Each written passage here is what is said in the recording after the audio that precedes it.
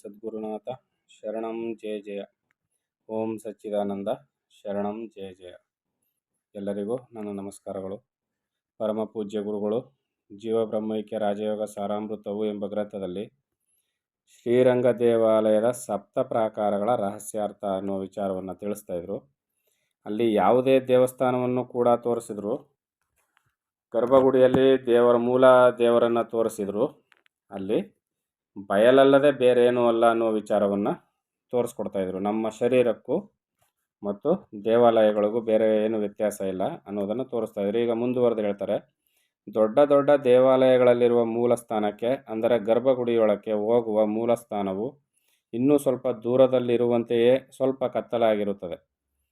ಆ ಕತ್ತಲು ಪ್ರದೇಶದಲ್ಲಿಯ ಮೂಲಕ ಮೂಲಸ್ಥಾನಕ್ಕೆ ಹೋಗುವಂತೆ ಕಟ್ಟಿರುತ್ತಾರೆ. ಹೀಗೆ ಕತ್ತಲಾಗಿರುವಂತೆ ಕಟ್ಟಲು ಕಾರಣವೇನೆಂದರೆ ನಮ್ಮ ಶರೀರದೊಳಗಿರುವ ಬ್ರಹ್ಮಕಪಾಲವೇ ಮೂಲಸ್ಥಾನ ಗುಡಿಯಾಗಿರುತ್ತದೆ.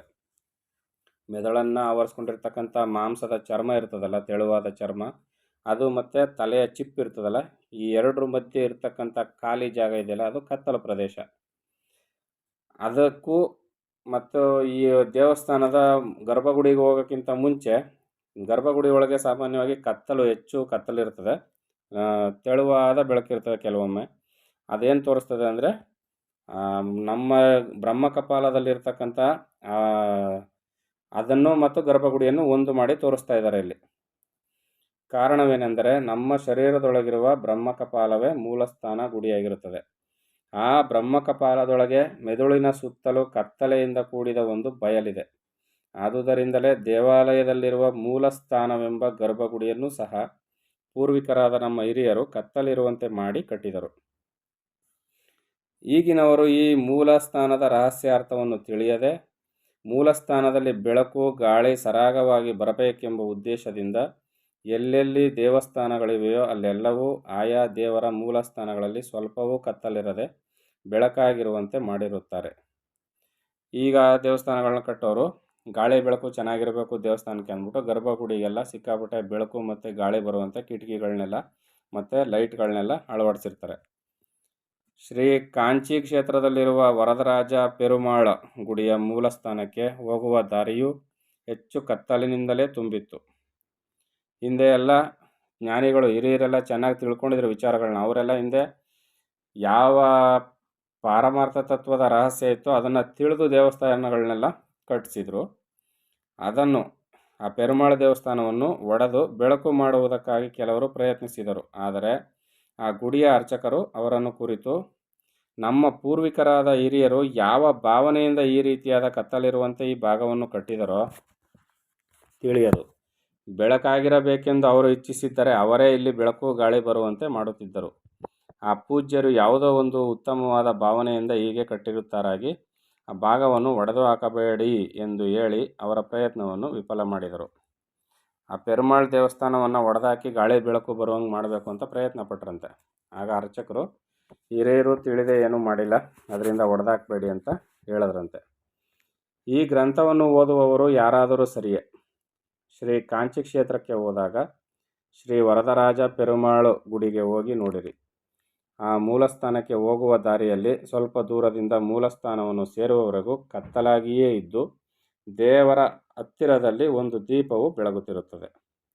ಇದೂ ಅಲ್ಲದೆ ಆ ಕಾಂಚಿ ಕ್ಷೇತ್ರದಲ್ಲಿ ಈ ಗ್ರಂಥಕರ್ತರಿಗೆ ಉಪಾಸನ ಮೂರ್ತಿಯಾಗಿರುವ ಶ್ರೀ ಏಕಾಂಬರೇಶ್ವರ ಗುಡಿ ಮೂಲಸ್ಥಾನವು 76 ವರ್ಷಗಳ ಹಿಂದೆ ಈ ಗ್ರಂಥಕರ್ತರು ನೋಡಿದಾಗ, ಅಂದರೆ ಈ ಗ್ರಂಥಕರ್ತರು 12 ವರ್ಷದ ಬಾಲ್ಯದಲ್ಲಿದ್ದಾಗ ಮೇಲೆ ಹೇಳಿದ ವರದರಾಜ ಪೆರುಮಾಳ ಗರ್ಭಗುಡಿಯು ಎಷ್ಟು ಕತ್ತಲಾಗಿದ್ದಿತೋ ಅಷ್ಟೇ ಕತ್ತಲಾಗಿ ಶ್ರೀ ಏಕಾಂಬರೀಶ್ವರನ ಗುಡಿಯು ಮೂಲಸ್ಥಾನವೂ ಇದ್ದಿತು. ಅಂತಹ ಗುಡಿಯನ್ನು 1900ನೇ ಸಂವತ್ಸರದಲ್ಲಿ ನಾಟಕೋಟಿ ಶೆಟ್ಟಿಗಳು ಒಡೆಸಿ ಹಾಕಿ ಬಹಳ ಬೆಳಕು ಗಾಳಿಯು ಬರುವಂತೆ ಕಟ್ಟಿರುತ್ತಾರೆ. ಮೇಲೆ ಹೇಳಿದ ಶ್ರೀ ಏಕಾಂಬರೀಶ್ವರನು ಈಗ ಈ ಗ್ರಂಥಕರ್ತರಾದ ಶ್ರೀ ಯೋಗೀಶ್ವರರಿಗೆ ಉಪಾಸನ ಮೂರ್ತಿಯಾಗಿಲ್ಲವು. ಕಾರಣವೇನೆಂದರೆ ಮೇಲ್ಮೆಟ್ಟಲನ್ನು ಹತ್ತುವವರೆಗೆ ಉಪಾಸನ ಮೂರ್ತಿಯ ಸಹಾಯವಾಗಬೇಕು. ಮೇಲ್ಮೆಟ್ಟಲು ಹತ್ತಿ ತಾನಾದ ಮೇಲೆ, ಅಂದರೆ ಯಾವ ಪೂಜೆಗಳನ್ನು, ಯಾವ ಮಂತ್ರಜಪಗಳನ್ನು, ಯಾವ ಕೋರಿಕೆಗಳನ್ನು ಯಾವ ಆಸೆಗಳನ್ನು ಯಾವ ಭಾವನೆಗಳನ್ನು ಹೊಂದದೆ ಬಯಲಾಗಿರುವ ಪರಬ್ರಹ್ಮನಾದ ಈಶ್ವರನು ತಾನು ಏಕಸ್ವರೂಪವಾಗುತ್ತಾರೆ. ಇದನ್ನೇ ತಾನು ತಾನಾದನು ಎಂದು ಹೇಳುವುದು. ಇಂತಹ ಸ್ಥಿತಿಗೆ ಬಂದಂಥ ಈ ಗ್ರಂಥಕರ್ತರು ತಮಗೆ ಉಪಾಸನಾ ಮೂರ್ತಿಯಾದ ಆ ಏಕಾಂಬರೇಶ್ವರನನ್ನು ಪೂಜಿಸುವ ಅಗತ್ಯವಿರಲಿಲ್ಲ. ಮನಸ್ಸನ್ನು ಜಯಿಸಿದವರೇ ಎಲ್ಲ ಪೂಜೆಗಳನ್ನು, ಮಂತ್ರ ಜಪಗಳನ್ನು, ಸಂಧ್ಯಾ ವಂದನಾದಿಗಳನ್ನು ಮಾಡುತ್ತಾ ಬರಬೇಕಾದುದು. ಉಳಿದವರಿಗೆ ಅದು ಇಲ್ಲ. ನೋಡಿ, ಇಲ್ಲಿ ಗುರುಗಳು ದೇವಸ್ಥಾನದ ರಹಸ್ಯವನ್ನು ಹೇಳ್ತಾ ಪರಮ ಸತ್ಯವೊಂದನ್ನು ಕೂಡ ಹೇಳಿಬಿಟ್ರು. ಈಗ ಗರ್ಭಗುಡಿ ಏಕಾಂಬರೇಶ್ವರ ದೇವಸ್ಥಾನವನ್ನು ಗುರುಗಳು 1900ನೇ ಇಸ್ವಿಯಲ್ಲಿ ನೋಡಿದಾಗ ಆ ಗರ್ಭಗುಡಿಯನ್ನು ಅದು ಆವಾಗಲೂ ಕೂಡ ಕತ್ತಲೆ ಇತ್ತಂತೆ, ಗರ್ಭಗುಡಿಗೆ ಹೋಗುವ ಸ್ಥಳ. ಅದಾದ ನಂತರ ಅಲ್ಲಿ ಮೂಲ ಯಾರು ವಹಿಸ್ಕೊಂಡಿದ್ರೋ ಯಜಮಾನರುಗಳು, ಅವರು ಅದನ್ನು ಒಡೆದಾಕಿ ಈಗ ಗಾಳಿ ಬೆಳಕು ಬರುವಂಗೆ ಮಾಡಿಬಿಟ್ರಂತೆ. ಅದು ಗುರುಗಳ ಬಗ್ಗೆ ನೀವೆಲ್ಲ ಕೇಳಿದಿರಿ, ಅವರ ಜನ್ಮದ ರಹಸ್ಯ ಕಥೆಗಳನ್ನೆಲ್ಲ ಕೇಳಬೇಕಾದ್ರೆ ಕೇಳಿದಿರಿ. ಅವರು ಏಕಾಂಬರೇಶ್ವರ ದೇವರನ್ನು ಅವರು ಪೂಜೆ ಮಾಡಿ, ಮಾನಸ ಪೂಜೆಯನ್ನು 12 ವರ್ಷಗಳ ಕಾಲ ಮಾಡಿ, ಆನಂತರ ಪರಮಾತ್ಮನು ಅವರಿಗೆ ಸಾಧು ರೂಪದಲ್ಲಿ ಬಂದು ಕಾಣಿಸ್ಕೊಂಡು ಯೋಗ ಸಿದ್ಧಿ ಆಗುವಂತೆ ಅವರಿಗೆ ಯೋಗದ ತರಬೇತನ್ನು ಕೊಟ್ಟು ಹೊರಟೋದ್ರು. ಗುರುಗಳು ಅದನ್ನು ಸಿದ್ಧಿ ಮಾಡಿಕೊಂಡು ಯೋಗಿಗಳಾದರು. ಮೊದಲು ಅವರು ಏಕಾಂಬರೇಶ್ವರನನ್ನು ಪೂಜೆ ಮಾಡ್ತಾಯಿದ್ರು. ಆದರೆ ಆನಂತರ ಅವರು ಏಕಾಂಬರೇಶ್ವರನನ್ನು ಪೂಜೆ ಮಾಡುವುದನ್ನು ಬಿಟ್ಟರು. ಉಪಾಸನಾ ಮೂರ್ತಿ ಅವ್ರಿಗೆ ಮೊದಲು ಅದು ಏಕಾಂಬರೇಶ್ವರ. ಆನಂತರ ಅವರು ಅದನ್ನು ಬಿಟ್ಬಿಟ್ರು. ಯಾಕಂದರೆ ಮೊದಲು ಎಲ್ಲರಂತೆ ಇದ್ದರು ಅವರು, ನಾವು ನೀವು ಇರುವಂತೆ ಎಲ್ಲರಂತೆ ಇದ್ದರು. ಸತ್ಯವನ್ನು ತಿಳ್ಕೊಂಡಾದ್ಮೇಲೆ ಅವರು ಏಕಾಂಬರೇಶ್ವರನ್ನ ಪೂಜೆ ಮಾಡುವುದನ್ನು ಬಿಟ್ಟರು. ಯಾಕಂದರೆ ಇಲ್ಲಿ ಅವರು ಗುರುಗಳು ಹೇಳ್ತಾ ಇದ್ದಾರೆ, ಕಾರಣ ಏನೆಂದರೆ ಮೇಲ್ಮೆಟ್ಟಲನ್ನು ಹತ್ತುವವರೆಗೆ ಉಪಾಸನಾ ಮೂರ್ತಿಯ ಸಹಾಯವಾಗಬೇಕು. ನಮಗೆ ಮನಸ್ಸು ನಿಲ್ಲೋದಕ್ಕೆ ಒಂದು ಗುರುತು ಬೇಕು. ಅದನ್ನು ನಾವು ಉಪಾಸನಾ ಮೂರ್ತಿ ಅಂತ ಕರಿತೀವಿ. ಚಿತ್ರಪಟ ಆಗ್ಬೋದು ಅಥವಾ ವಿಗ್ರಹ ಆಗ್ಬೋದು. ಇಲ್ಲಿ ಕೂಡ ಅವರು ಏಕಾಂಬರೇಶ್ವರದ ಲಿಂಗವನ್ನು ಅವರು ಪೂಜೆ ಮಾಡ್ತಾಯಿದ್ರು. ಮೇಲ್ಮೆಟ್ಟಲು ಹತ್ತಿ ತಾನೇ ತಾನಾದ ಮೇಲೆ, ಬಯಲು ಸ್ವರೂಪ ತಾನಾದರೆ ಅಂದರೆ ತನ್ನ ಸ್ವಸ್ವರೂಪದ ಅನುಸಂಧಾನ ಮಾಡಿದ ಮೇಲೆ, ತಾನೇ ಪರಮಾತ್ಮನೆಂಬ ಸತ್ಯದ ಅರಿವಾದ ಮೇಲೆ, ಅಂದರೆ ಯಾವ ಪೂಜೆಗಳನ್ನು ಯಾವ ಮಂತ್ರ ಜಪಗಳನ್ನು ಕೇಳಿಸ್ಕೊಳ್ಳಿ, ಇಲ್ಲಿ ಮುಕ್ತಿ ಅಂದರೆ ಇದು ಏನು, ತಾನೇ ತಾನಾದ ಮೇಲೆ ಏನೇನಿರೋದಿಲ್ಲ ಅಂತ. ಯಾವ ಪೂಜೆಗಳ ಅಗತ್ಯ ಇರೋದಿಲ್ಲ ಜ್ಞಾನಿಯಾದವನಿಗೆ. ಯಾವ ಮಂತ್ರ ಜಪಗಳನ್ನು ಮಾಡಬೇಕಾದ ಅಗತ್ಯ ಇಲ್ಲ. ಯಾವ ಕೋರಿಕೆಗಳು ಆತನಲ್ಲಿರೋದಿಲ್ಲ, ಯಾವ ಆಸೆಗಳೂ ಇರೋದಿಲ್ಲ, ಯಾವ ಭಾವನೆಗಳೂ ಇರೋದಿಲ್ಲ. ಬಯಲಾಗಿರುವ ಪರಬ್ರಹ್ಮನಾದ ಈಶ್ವರನು ತಾನು ಏಕಸ್ವರೂಪರಾಗುತ್ತಾರೆ. ಇದನ್ನೇ ತಾನು ತಾನಾದನು ಎಂದು ಹೇಳುವುದು. ಇದನ್ನೇ ತಾನು ತಾನಾದನು. ಈ ಒಂದು ಹಂತವನ್ನು ಯಾರು ತಲುಪ್ತಾರೋ ಅವರಿಗೆ ಮತ್ತೊಂದು ಉಪಾಸನಾ ಮೂರ್ತಿಯ ಅಗತ್ಯ ಇರೋದಿಲ್ಲ, ಅವಶ್ಯಕತೆಯೇ ಇರೋದಿಲ್ಲ. ಈ ಒಂದು ಹಂತವನ್ನು ತಲುಪಿದಂಥವರು ಪರಮ ಪೂಜ್ಯ ಗುರುಗಳು. ಆದ್ದರಿಂದ ಇವರು ಈ ಉಪಾಸನಾ ಮೂರ್ತಿಯನ್ನು ಬಿಟ್ಟರು. ಇದು ಈ ಹಂತವನ್ನು ತಲುಪುವವರಿಗೆ ಬೇಕು, ಅನಂತರ ಅದು ತಾನಾಗಿ ಬಿಟ್ಟು ಹೋಗುತ್ತೆ. ಅದರಿಂದ ಗುರುಗಳಲ್ಲಿ ಏನು ಮಾಡಿದ್ರು, ಉಪಾಸನಾ ಮೂರ್ತಿಯಾದ ಏಕಾಂಬರೇಶ್ವರನನ್ನು ಪೂಜಿಸುವ ಅಗತ್ಯ ಅವ್ರಿಗಿರಲಿಲ್ಲ. ಅವರೇ ಮನಸ್ಸನ್ನು ಜಯಿಸಿ ತಾವೇ ಪರಬ್ರಹ್ಮ ಸ್ವರೂಪ ಎಂಬುದನ್ನು ಕಂಡುಕೊಂಡ್ರು. ಈಗಲೂ ಕೂಡ ಬೆಂಗಳೂರಿನಲ್ಲಿ ನಾವು ಗುರುಗಳ ಗರ್ಭಗುಡಿಯನ್ನು ಪ್ರವೇಶ ಮಾಡಬೇಕಾದ್ರೆ ನೋಡ್ತೀವಿ, ಏಕಾಂಬರೇಶ್ವರ ಮುಂದಗಡೆ ಇದೆ.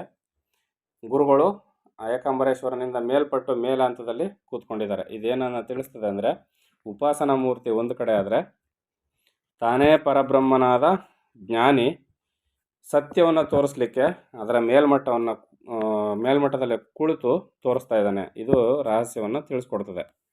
ಅದಕ್ಕೆ ಇಲ್ಲಿ ಗುರುಗಳು ಹೇಳ್ತಾರೆ, ಚಲಿಸುತ್ತಿಹ ಚಿತ್ತವನ್ನು ಬಿಡದೆ ಜಯಿಸುವನಾವ ನರನವನೇ ಸಂಪೂರ್ಣ ಭಕ್ತಿಪರನು. ಏನು? ಚಲಿಸುತ್ತಿಹ ಚಿತ್ತವನ್ನು ಬಿಡದೆ ಜಯಿಸುವನು ಆವ ನರನವನೇ ಸಂಪೂರ್ಣ ಭಕ್ತಿಪರನು.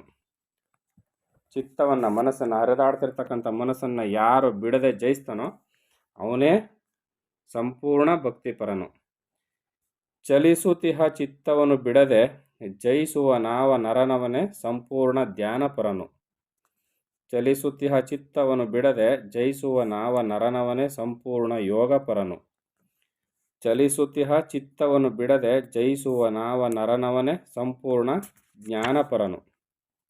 ಆಯ್ತಲ್ವಾ? ಯಾರು ಸಂಪೂರ್ಣವಾಗಿ ಚಲಿಸ್ತಾ ಇರ್ತಕ್ಕಂಥ ಮನಸ್ಸನ್ನು ಸಂಪೂರ್ಣವಾಗಿ ಯಾರು ತಡೆ ಹಿಡಿತಾನೋ ಅವನೇ ಸಂಪೂರ್ಣ ಭಕ್ತಿಪರನು, ಸಂಪೂರ್ಣ ಧ್ಯಾನಪರನು, ಸಂಪೂರ್ಣ ಯೋಗಪರನು, ಸಂಪೂರ್ಣ ಜ್ಞಾನಪರನು. ಮತ್ತು ಚಲಿಸುತ್ತಿಹ ಮನವನ್ನು ನೆರೆ ಜಯಿಸದಂತಹ ನರರು ಭಕ್ತಿಪರರ್, ಧ್ಯಾನಪರರು, ಯೋಗಪರರ್, ಜ್ಞಾನಪರರೆಂದೆನಿಸರು. ವಸುದೆಯಲ್ಲಿ ಅದರಿಂದ ಮನಸ್ಸು ಜಯಿಸುವ ಮಾರ್ಗವರಸೈ. ಆದ್ದರಿಂದ ಇಲ್ಲಿ ಏನು ಹೇಳ್ತಾ ಇದ್ದಾರೆ? ಮನಸ್ಸನ್ನು ಜಯಿಸ್ತೇ ಇರೋರು ಅವರು ಯೋಗಿಗಳು ಅಲ್ಲ, ಧ್ಯಾನ ಮಾಡುವವರು ಅಲ್ಲ, ಭಕ್ತರು ಅಲ್ಲ. ಆದ್ದರಿಂದ ಚಲಿಸ್ತಿರುವ ಮನಸ್ಸನ್ನು ಜಯಿಸು, ಆ ಮಾರ್ಗವನ್ನು ಅನುಸರಿಸಿ ನಡಿ ಅಂತ ಗುರುಗಳು ಇಲ್ಲಿ ನಮಗೆ ಎಚ್ಚರಿಕೆಯನ್ನು ಕೊಡ್ತಾ ಇದ್ದಾರೆ. ಅಂದರೆ ಯಾವನು ಸದಾ ಚಲಿಸುವ ಸ್ವಭಾವವುಳ್ಳ ತನ್ನ ಮನಸ್ಸನ್ನು ಸಂಪೂರ್ಣವಾಗಿ ಜಯಿಸುವನೋ ಅವನೇ ಪೂರ್ಣ ಭಕ್ತಿಪರನು, ಪೂರ್ಣ ಧ್ಯಾನಪರನು, ಪೂರ್ಣ ಯೋಗಪರನು ಮತ್ತು ಸಂಪೂರ್ಣ ಜ್ಞಾನಪರನು. ಯಾವನು ತನ್ನ ಮನಸ್ಸನ್ನು ಜಯಿಸಲಾರನೋ ಅವನು ಭಕ್ತಿಪರನೂ ಅಲ್ಲ, ಧ್ಯಾನಪರನೂ ಅಲ್ಲ, ಯೋಗಪರನೂ ಅಲ್ಲ. ಹೀಗಿರಲು ಜ್ಞಾನಪರನೆಂದಿಗೂ ಅಲ್ಲವೇ ಅಲ್ಲ. ಮುಗಿದೋಯ್ತು ಅಲ್ಲಿಗೆ. ಏನು ಹೇಳಿದ್ರು? ಭಕ್ತಿಯೂ ಇಲ್ಲ. ಯಾರು ಮನಸ್ಸನ್ನು ಜಯಿಸುವುದಿಲ್ಲವೋ ಅವನು ಭಕ್ತನೂ ಅಲ್ಲ, ಧ್ಯಾನ ಮಾಡುವವನು ಅಲ್ಲ, ಯೋಗಿಯೂ ಅಲ್ಲ. ಇವಿಷ್ಟೂ ಅಲ್ಲದಿದ್ದ ಮೇಲೆ ಅವನು ಜ್ಞಾನಿಯೂ ಅಲ್ಲ, ಯೋಗಿಯೂ ಅಲ್ಲದಿದ್ದ ಮೇಲೆ ಜ್ಞಾನಿಯೂ ಅಲ್ಲ, ಎಂದಿಗೂ ಅಲ್ವೇ ಅಲ್ಲ ಅಂತ ಹೇಳ್ಬಿಟ್ರು. ಇನ್ನು ಜೀವಿಗೆ ಜನ್ಮವು ಬರುವುದಕ್ಕೆ ಈ ಮನಸ್ಸೇ ಬೀಜ ಎಂಬ ವಿಷಯವನ್ನು ಈ ಮುಂದೆ ತಿಳಿ ಹೇಳಿದೆ.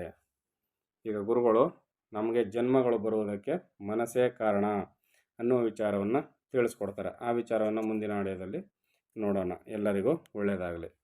ಓಂ ಸದ್ಗುರುನಾಥ ಶರಣಂ ಜಯ ಜಯ. ಓಂ ಸಚ್ಚಿದಾನಂದ ಶರಣಂ ಜಯ ಜಯ. ಹರಿ ಓಂ ತತ್ಸತ್. ಹರಿ ಓಂ ತತ್ಸತ್. ಹರಿ ಓಂ ತತ್ಸತ್.